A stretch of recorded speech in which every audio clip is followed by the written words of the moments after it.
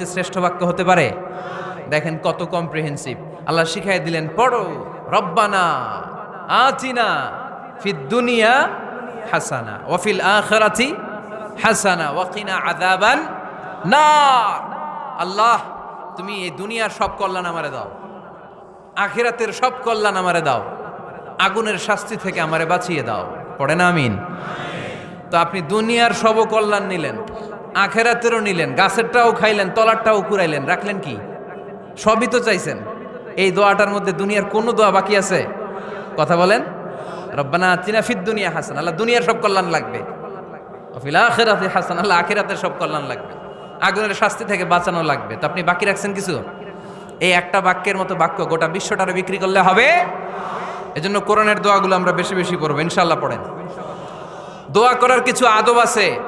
অজু অবস্থায় দোয়া করবেন, কেবলামুখী হয়ে পারলে